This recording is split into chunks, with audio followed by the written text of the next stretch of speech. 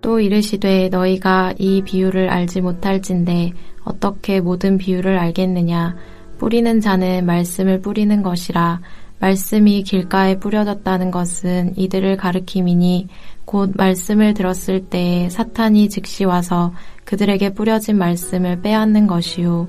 또 이와 같이 돌밭에 뿌려졌다는 것은 이들을 가리킴이니 곧 말씀을 들을 때에 즉시 기쁨으로 받으나 그 속에 뿌리가 없어 잠깐 견디다가 말씀으로 인하여 환난이나 박해가 일어나는 때에는 곧 넘어지는 자요. 또 어떤 이는 가시떨기에 뿌려진 자니 이들은 말씀을 듣기는 하되 세상의 염려와 재물의 유혹과 기타 욕심이 들어와 말씀을 막아 결실하지 못하게 되는 자요. 좋은 땅에 뿌려졌다는 것은 곧 말씀을 듣고 받아 30배나 60배나 100배의 결실을 하는 자니라. 또 그들에게 이르시되 사람이 등불을 가져오는 것은 말 아래에나 평상 아래에 두려 함이냐 등경 위에 두려 함이 아니냐. 드러내려 하지 않고는 숨긴 것이 없고 나타내려 하지 않고는 감추인 것이 없느니라. 들을 귀 있는 자는 들으라. 또 이르시되 너희가 무엇을 듣는가 스스로 삼가라.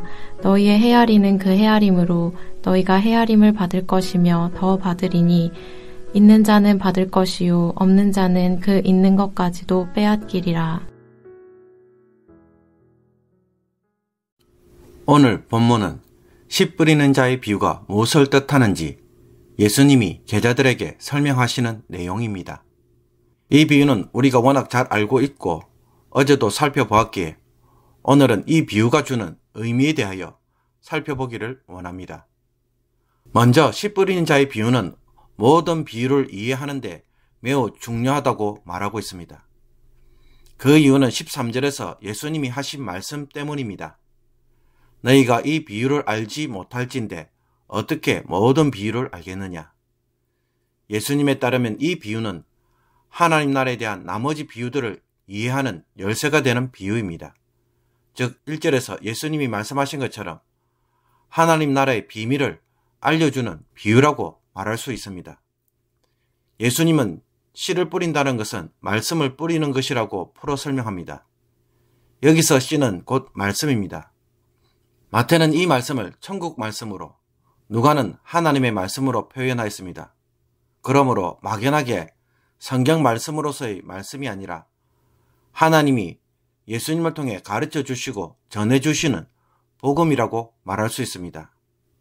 즉 예수님이 하신 말씀과 행적은 전부 하나님 나라의 복음이 무엇인지를 보여주는 하나님의 뜻이자 계시인 것입니다. 그러므로 예수님이 하신 말씀과 그 행적을 깨닫는 사람은 곧 하나님 나라가 무엇인지를 아는 사람들입니다. 이런 사람들이 이 비유를 제대로 깨닫게 된다면 나머지 비유도 쉽게 이해할 수 있다는 것입니다. 이런 점에서 씨 뿌리는 자의 비유는 천국의 비밀을 알게 되는 열쇠가 되는 것입니다. 씨 뿌리는 비유에서 보듯 선포된 천국 복음에 대해 사람들은 어떤 반응을 보여줍니까? 예수님은 그 반응에 따라 네 종류의 밭으로 구분하셨지만 자세히 들여다보면 실제로는 두 종류의 밭으로 구분됩니다. 천국 복음을 받는 자와 거부하는 자로 양분됩니다.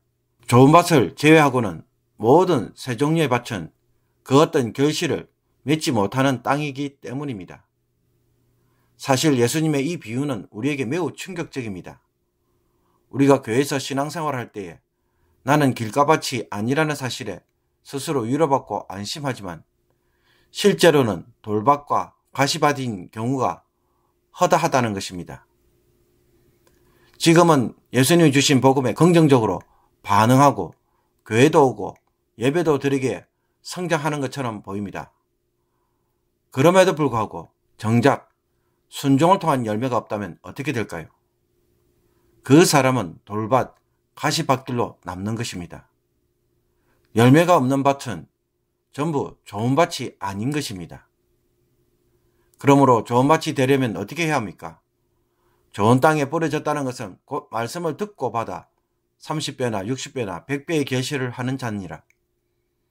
주님이 하신 말씀을 기쁨으로 듣고 받아서 어떤 형태로든지 또 그 양이 얼마가 되든지 간에 반드시 열매를 맺을 때 좋은 밭이 됩니다. 주님의 비유에 따르면 주님은 30배나 60배, 100배에 대하여 차등을 두지 않고 단지 열매를 맺었다는 사실에만 주목합니다.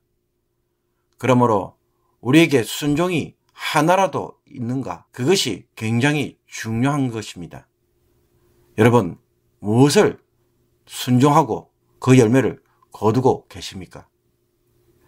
그렇다면 성도가 신앙생활에 있어서 천국 복음을 듣고 그 열매를 맺는다는 것은 구체적으로 어떤 것입니까? 하나님 나라는 예수님을 통해 시작되었고 예수님이 하나님 나라의 중심입니다. 예수님을 통해 시작하는 새로운 삶 자체가 이제 하나님 나라에 들어오는 삶이고 그 나라가 지금 시작되고 있는 것입니다. 이것은 하나님 나라가 전적으로 예수님을 통해서 드러나기 때문입니다. 이것이 바로 천국 복음입니다. 그러므로 예수님이 하신 말씀을 따라 내가 예수님과 어떤 관계를 맺고 살아가는가, 이것이 바로 천국의 삶이고 비밀을 깨우치는 일입니다. 이미 3장에서 보았던 것처럼 예수님은 자신을 따르는 12명의 제자들을 통해 새 이스라엘을 시작하셨고 새로운 하나님의 백성을 창조하였습니다. 더 이상 육적 이스라엘은 하나님 나라의 백성이 되지 못하는 것입니다. 그러므로 천국 백성이 되려면 이제부터는 어떤 조건을 만족시켜야 합니까? 율법도 중요하고 선한 삶도 중요하고 성경 중심의 생활도 중요합니다. 너무나도 귀하고 좋습니다.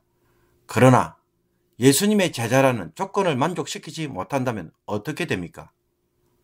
이제부터는 그 어느 누구도 하나님 나라의 백성이 되지 못하고 하나님 나라의 삶을 시작조차 하지 못합니다. 그 어떤 것도 경험하지 못합니다. 바리새인들과 서기관들을 잘 보십시오. 이들은 세상이 아닌 하나님의 율법에 대해 깊은 관심을 가지고 율법에 대하여 열심을 가지고 순종한 사람들입니다. 그들이 외식도 하였지만 그들은 율법을 철저히 지키고자 했던 사람들입니다. 그러나 이런 사람들이 정작 예수님을 거부하고 그 말씀을 거부하는 순간 어떻게 됩니까? 그들에게는 하나님 나라의 비밀이 닫혀 있고 비유를 들을 때에 전혀 깨닫지 못하며 그 말씀에 그 어떤 열매도 맺지 못합니다.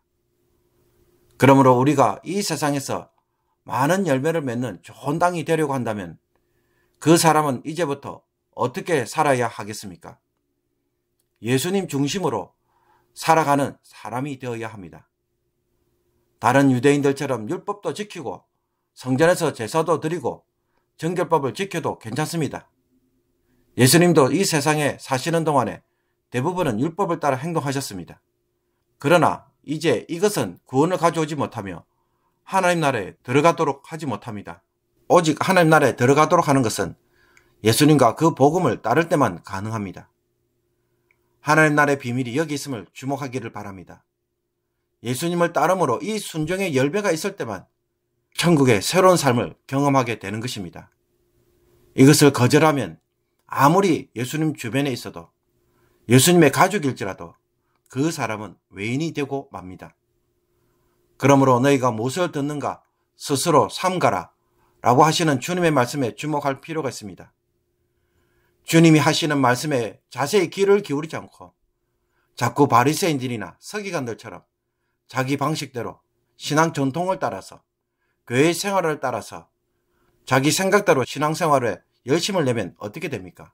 예수님을 통해 열려지는 하나님 나라의 신비를 전혀 맛볼 수 없습니다. 거듭 말씀드리지만 이제 이 세상에 임한 하나님 나라는 예수님을 통해 시작되고 완성됩니다. 예수님이 알파와 오메가입니다.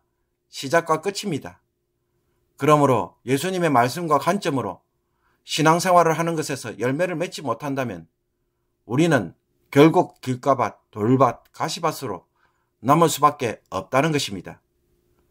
천국은 예수님으로 살아가는 곳입니다. 지금 이 땅에서 이것을 누리고 열매 맺는 백성이 되라고 말하고 있습니다. 그러므로 오늘 하루 다시 한번 예수님 때문에 순종하는 것이 하나라도 있기를 원합니다. 예수님 때문에 결정하는 일들이 하나라도 있습니까? 예수님 때문에 용서하고 있습니까? 예수님 때문에 격려하고 있습니까?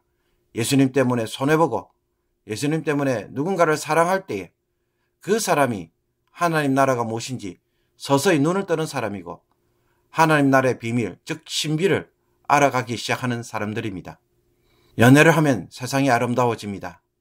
매일 사는 것이 즐겁고 주변에서 일어나는 일들이 희망적으로 보이며 이런 모습은 또 다른 사람에게도 즐거움을 주고 이 마음은 다른 사람들에게 관대하게 만들며 모든 일들을 적극적으로 행하게 만듭니다. 이 속에 펼쳐지는 삶의 기쁨처럼 하나님 나라의 비밀도 이제 누구를 통해 열려지고 있습니까?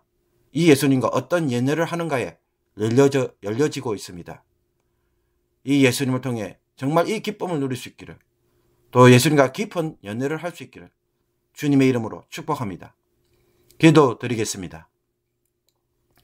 하나님 아버지, 하나님 나라의 기쁜 소식과 하나님 나라의 구원하시는 능력, 하나님이 우리의 아버지로 역사하시는 이 모든 일이 예수님을 통해 시작되고 또 이루어져 감을 다시 한번 주목하기를 원합니다. 예수님과 깊은 관계를 맺게 하시며 교제와 순종을 통하여 이제는 제대로 된 예수의 사람이 되게 하여 주옵소서.